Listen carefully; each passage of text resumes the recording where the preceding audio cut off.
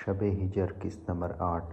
رات کو کچن کا سارا کام ختم کرتے ہوئے ماہی کو 11 بج گئے، اور آج وہ شیر دل کی وجہ سے بھی کام آہستہ سے کر رہی تھی کیونکہ اس کے روم میں سونا تھا۔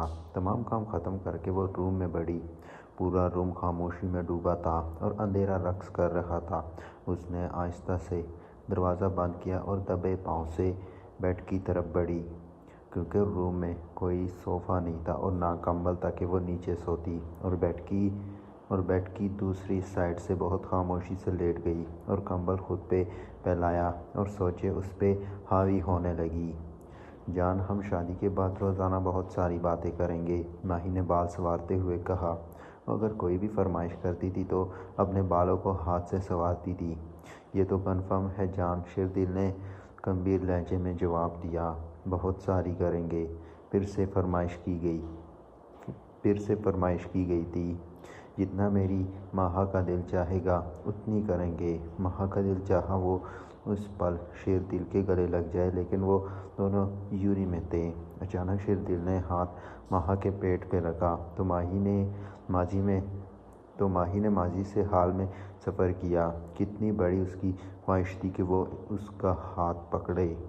شیردل کے ہاتھ کے اوپر ماہی نے اپنا ہاتھ رکھا اور آنکھیں موند لی، اور دل نے بھی اپنی آنکھیں موند لی۔ شاید آج بات کرنے کی ضرورت نہ تھی، احساس ہی کافی تھا۔ ناشتے کی ٹیبل لوازمات سے سجی ہوئی تھی۔ شیردل کے علاوہ سارے موجود تھے۔ ابھی تک نواب صاحب اٹھے نہیں ہیں؟ خالد شاہ نے بیگم کی طرف دیکھتے ہوئے پوچھا۔ سائیں، وہ رات کو لیٹ تک کام کر رہے تھے، جس کی وجہ سے رات کو لیٹ سوئے تھے، اس لیے ابھی تک نہیں اٹھے۔ چلو ٹھیک ہے، جب اٹھ کے آئے تو ناشتہ کروا کے اسے ڈیرے پہ بھیج دینا، کیونکہ ابھی تک ڈرائیور واپس نہیں آیا، اور تم گل کو کال کر کے اس کی خیریت معلوم کر لینا، خالد شاہ نے سنجیدگی سے کہا۔ انہیں کسی انہونی کا احساس ہو رہا تھا۔ ناشتے کے بعد مہرین بیگم نے ملازمت سے سارے برتن اٹھوائے اور خود بھی کچن میں آ گئی۔ ماہی کہاں ہے اور وہ ابھی تک آئی کیوں نہیں ہے؟ بی بی سائیں و ماہی بیگم، ملازمہ نے بات ادھوری چھوڑی۔ کیا ماہی؟ وہ رات شاہ سائیں کے روم میں سوئی تھی اور ابھی تک واپس نہیں آئی۔ مجھے اور کچھ نہیں پتا، کیونکہ شاہ سائیں نے انہیں کہا تھا وہ اب ان کے روم میں رہے گی۔ ملازمہ کی بات سن کے مہرین بیگم نے گہرا سانس لیا۔ ٹھیک ہے، یہ بات اپنے تک رکھنا اور کسی کو مت بتانا، یہ کہتی وہ کچن سے باہر نکل گئی۔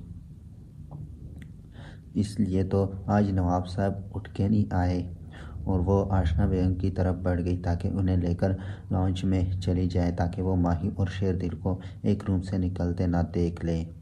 شیردل کی آنکھ بہت پہلے سے کھل گئی تھی، لیکن اس سے اٹھا نہیں جا رہا تھا، کیونکہ اس کے دل پہ اس کی ماہا کا سر تھا، اور وہ بس خاموشی سے ماہا کا چہرہ دیکھی جا رہا تھا۔ آنکھیں اتنی پیاسی تھی کہ پیاس ہی نہیں بجھ رہی تھی۔ اس نے بازو سے اسے اپنے مزید قریب کیا۔ شاید بہت عرصے بعد وہ سکون کی سوئی تھی۔ 10 بجے کے قریب ماہا کی آنکھ کھلی تو اس نے خود کو کسی کی باہوں میں موجود پایا۔ پہلے تو اسے یاد نہ تھا کہ وہ کہاں ہے۔ اچانک ذہن کے پردوں پہ لہرایا کہ وہ رات کو شیردل کے کمرے میں سوئی تھی، تو وہ جلدی سے اٹھی۔ ایک دم بازو کا حلقہ ٹوٹا۔ ماہی جلدی سے بیڈ سے نیچے اتری۔ اس نے شکر کا سانس لیا کہ شیردل ابھی سویا ہے، ورنہ پتہ نہیں کیا کرتا۔ یہ سوچ کے ہی اس کا چہرہ گلابی ہونے لگا کہ وہ شیردل کے ساتھ سوئی تھی، اور وہ خاموشی سے واش روم کی طرف بڑھ گئی۔ فریش ہو کے کمرے سے باہر نکل گئی۔ اس کے کمرے سے باہر نکلتے ہی شیردل اٹھا اور تیار ہونا شروع ہو گیا۔ ماہی کچن میں آئی تو وہاں کوئی موجود نہ تھا۔ اس نے سکھ کا سانس لیا اور شیردل کے لیے ناشتہ بنانا شروع کر دیا۔ اس کا ارادہ تھا ناشتہ بنا کر اسے اٹھا آئے گی۔ وہ جلدی ہاتھ چلانے لگی۔ شیردل آ کے کچن میں چیئر پہ بیٹھ گیا اور اسے دیکھنے لگ گیا۔ اس نے کبھی زندگی میں نہ سوچا تھا کہ وہ اپنی ماہا سے کوئی کام کروائے گا، لیکن اب وہی کروا رہا تھا۔ نظروں کی تپش پہ ماہی نے پیچھے مڑ کے دیکھا تو شیردل کا کرسی پہ جمع دیکھ کر اس نے چین کا سانس لیا اور اس کے سامنے ناشتہ رکھا، اور خود چائے بنانے آ گئی، کیونکہ صبح وہ چائے پیتا تھا۔ تم نے ناشتہ کر لیا؟ بنا کسی تاثیر کے پوچھا گیا۔ کب؟ شیردل نے منہ کھولے پوچھا۔ صبح، ماہی نے جان چھڑوانے کے لیے جلدی سے جھوٹ بولا۔ صبح میری بیوی نے مجھے چوم کے اپنا پیٹ پھول کیا ہے۔ شیردل کے اس طرح بولنے پہ ماہی کا منہ کھل گیا اور وہ پھٹی کی پھٹی آنکھوں سے اسے دیکھنے لگ گئی۔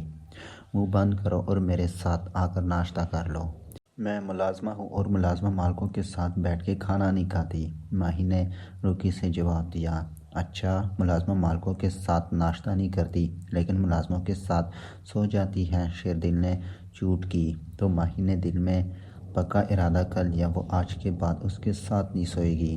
اب کیا مراقبے میں چلی گئی ہو؟ شیردل کے پھر سے آواز گونجی۔ نہیں کرنا ناشتہ، میں خود کر لوں گی، اور چائے بنانے لگ گئی۔ 2 منٹ کے بعد چائے شیردل کے سامنے رکھی اور جانے کے لیے مڑنے لگی تو اس نے کلائی سے پکڑ لیا اور اسے اپنے سامنے بٹھایا اور چھوٹا سا نوالا توڑا اور اس کے منہ میں دیا۔ ماہی نے خاموشی سے منہ کھول لیا اور نوالا چبانے لگی۔ میڈم، کیا سارا کھانا میرے ہاتھوں سے کھانا ہے؟ شیردل کے پھر سے جھوٹ کرنے پہ اس نے غصے سے اس کی طرف دیکھا، پھر کچھ سوچ کے اس کے چہرے پر مسکراہٹ آئی۔ ہاں، ماہی کے ہاں بولنے پہ شیردل شاکڈ ہوا۔ خواب میں ہی کھلا سکتا ہوں، اور وہ رخ موڑ کے چائے پینے لگ گیا تو ماہی منہ بنا کر کھانا کھانے لگی۔ وہ کھانا اس کے دل کا جھوٹا تھا، وہ نہیں چاہتی تھی کوئی اور اسے چھوئے۔ چائے پی کے شیردل نے ماہی کے سر کو پیار سے تھپتھپایا اور خود باہر کی طرف بڑھ گیا تو ماہی نے اس پہ آیت الکرسی پڑھ کے پھونکی اور پھر خود ناشتے کی طرف متوجہ ہوئی۔ شیردل ڈیرے پہ پہنچا تو وہاں صرف خالد شاہ موجود تھے تو وہ باپ سے جا کر بغل گیر ہوا۔ چاچا سائیں نظر نہیں آ رہے؟ ہاں، وہ اپنے دوست سے ملنے گیا ہے۔ تم مجھے یہ بتاؤ، آج لیٹ کیوں ہوئے؟ بابا سائیں رات دیر تک کام کرتا رہا تو اس لیے صبح جلدی آنکھ نہ کھلی۔ چلو کوئی بات نہیں، میں نے تم سے یہ کہنا تھا، ابھی تک ڈرائیور واپس نہیں آیا، تم اس کی خبر لو۔ کیا بابا، آپ مجھے اب بتا رہے ہو؟ یہ بات میں ابھی پتہ کرتا ہوں۔ تو شیردل نے گل کے بھائی کو کال ملائی اور اس سے حال چال پوچھا، لیکن اسے تو پتہ ہی نہ تھا کہ گل آ رہی ہے اور گل ابھی تک نہ پہنچی تھی۔ تو شیردل نے اسے تسلی دے کر کال ختم کی اور خالد شاہ کی طرف دیکھا۔ بابا، ابھی تک بھابی سائیں گھر نہیں پہنچی، میں جاتا ہوں، دیکھتا ہوں، آپ گھر میں کسی سے ذکر مت کیجیے گا اور آپ کو جلد خبر کروں گا۔ اور شیردل گاڑی کی طرف مڑا۔ بیٹا، اکیلے مت جاؤ، کسی کو ساتھ لیتے جاؤ۔ جی بابا، میں گارڈ کو ساتھ لے کر جاؤں گا، فکر مت کریں۔ اور شیردل گارڈ کے ساتھ روانہ ہوا۔ 2 گھنٹے بعد اسے گاڑی نظر آئی تو وہ جلدی سے اترا اور گاڑی کی طرف بڑھا تو نیچے ہی اسے ڈرائیور مرا ہوا نظر آیا تو اس نے جلدی سے اسے اٹھایا۔ یہ کیسے ہو سکتا ہے؟ شیردل نے اپنے سورسز استعمال کر کے پولیس کو خاموشی سے گل کو ڈھونڈنے کا کہہ دیا اور خود لاش کو لے کر گاؤں آ گیا۔ گل کے گھر والے بھی پہنچ چکے تھے، بہت مشکل سے خالد شاہ نے انہیں سنبھالا ہوا تھا۔ گل کی ماں اندر بہن کر رہی تھی اور باقی سب انہیں چپ کروانے کی کوشش کر رہے تھے۔ مرد حضرات ڈرائیور کے جنازے پہ چلے گئے۔ آشنا بیگم اور مہرین بیگم بھی جنازے سے 15 منٹ پہلے ماہی کے حوالے گل کی ماں کو کر کے خود جنازے پہ چلی گئی۔ ماہی سے وہ عورت کنٹرول نہیں ہو رہی تھی۔ پہلے میری بیٹی کا سہاگ اجاڑا، اب ان لوگوں کے گھر سے وہ غائب ہو گئی، جان بوجھ کے یہ سب کروایا گیا ہے، وہ اور زور سے بول رہی تھی۔ ماہی چپ رہی اور انہیں پانی بھر کے دیا۔ آنٹی، آپ فکر مت کرو، گلبا بھی ٹھیک ہوگی۔ تو اس نے چونک کر ماہی کی طرف دیکھا جو سادہ سے ہولیے میں بھی بہت دمک رہی تھی۔ تم یہاں کام کرتی ہو کیا؟ جی، ماہی کو یہی مناسب لگا۔ وہ لڑکی کون ہے جو غنی ہو کر آئی ہے اور کہاں ہے؟ ماہی کو سانس لینا مشکل ہو گیا۔ میں ہوں، مری مری آواز میں ماہی نے کہا تو انہوں نے چونک کر دیکھا۔ تمہیں اس گھر میں سارے حق مل رہے ہیں، اس لیے تو مجھے تمہارے حوالے کیا، اور میری بیٹی کا سہاگ تمہاری وجہ سے اجڑا ہے، میں تمہیں خوش نہیں دیکھ سکتی اور نہ رہنے دوں گی۔ اور زور سے ماہی کے چہرے پہ تھپڑ مارا اور وہ رکی نہ تھی، ماہی کو مارنے لگی۔ اور ماہی کو لگا وہ سر بازار پھر سے ننگی ہو گئی۔ دوسری ملازمہ نے اسے چھڑوایا۔ بیبی آپ شاہ سائی کے کمرے میں چلی جاؤ۔ ملازمہ نے ماہی کو کھڑا کیا تو ماہی ٹوٹتے بدن ساتھ شیردل کے کمرے کی طرف روانہ ہوئی، اور اس پل ماہی کو شیردل پہ بہت غصہ آ رہا تھا۔ شاید اس میں سب قصور شیردل کا تھا۔ بالاج کی گونج ابھی تک جاری تھی۔ وہ جس بھی ثبوت کے قریب پہنچا وہ اس سے پہلے ہی مٹا دیا جاتا تھا، لیکن اس نے ہمت نہ ہاری تھی۔ اسے کسی بھی طرح بس ماہی کو وہاں سے نکالنا تھا۔ وہ جانتا تھا بنی ہوئی لڑکی سے کیسا سلوک رکھا جاتا ہے۔ وہ کمرے میں آئی تو روتے ہوئے بیڈ پر گری۔ آخر اتنی ذلت اس کے نصیب میں ہی کیوں آئی تھی؟ کیا یہ تکلیف صرف اسی کے لیے تھی؟ یہ کیسی بے بسی تھی کہ وہ بیچاری کچھ بھی نہیں کر سکتی تھی۔ وہ بھی بس اس آمد میں تھی کہ بالاج بھائی جلدی ہی کوئی نہ کوئی ثبوت ڈھونڈ لائے گا، لیکن تب تک کہ یہ ذلت وہ کس طرح اور کس چیز پر صبر کرتی۔ آج پھر سے سب کے سامنے ذلیل کیا گیا تھا۔ شیردل پر اسے انتہا کا غصہ تھا۔ سب کے سو جانے کا یقین کرتی وہ باہر نکل آئی۔ ڈنر بھی نہیں کیا تھا۔ شیردل بھی ابھی تک واپس نہیں آیا تھا، اور اب جیسے ماہی کو اس کے ہونے نہ ہونے سے کوئی فرق بھی نہیں پڑتا تھا۔ سب کے سامنے اس کو ذلیل کیا گیا اور وہ موجود ہی نہ تھا وہاں۔ کیسی محبت تھی اس کی کہ محبوب کو بڑی محفل میں رسوا کیا جا رہا تھا، اور عاشق کو اس آگ کی ذرا بھی تپش محسوس نہ ہوئی۔ اس سے پہلے کہ وہ واپس کمرے میں جاتی، اسے سامنے سے نویرہ گل کی بہن آتی دکھائی دی۔ ماہی کو اس کے تیور دیکھ کر ڈر لگا۔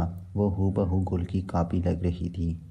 تو تم ہو وہ جس کو شیردل سائی یہاں لے آئے ہیں اپنی ونی بنا کر؟ چپتا لہجہ اور تیکھی نظریں، جبکہ ماہی چپ سی سر جھکا گئی۔ فکر مت کرو، میرے ہوتے ہوئے تم یہاں ونی کی حیثیت سے بھی جاؤ گی، اور ایک بات یاد رکھنا، شیردل سائی صرف میرے ہیں۔ خبردار جو ان کے قریب بھی گئی تو۔ ماہی بھلے شیردل سے ناراض تھی، لیکن اس پر کسی کو یوں حق جماتے دیکھ کر وہ سلگ اٹھی۔ شیردل صرف میرے ہیں، چاہے میں ونی ہو کر آئی ہوں لیکن ان کی بیوی ہوں۔ یہ ونی جیسی بیہودہ رسموں کو نہ میں مانتی ہوں نہ وہ، اس لیے پلیز ان کے خواب دیکھنا چھوڑ دیں۔ ماہی کے جواب پر نویدا جل اٹھی۔ تمہاری اتنی ہمت؟ ماہی کا جبڑا دبوچے وہ اسے دیوار سے لگا گئی۔ مجھ سے سنبھل کر بات کرنا نہیں تو چیر دوں گی۔ ونی، مجھے بار بار ونی مت کہو۔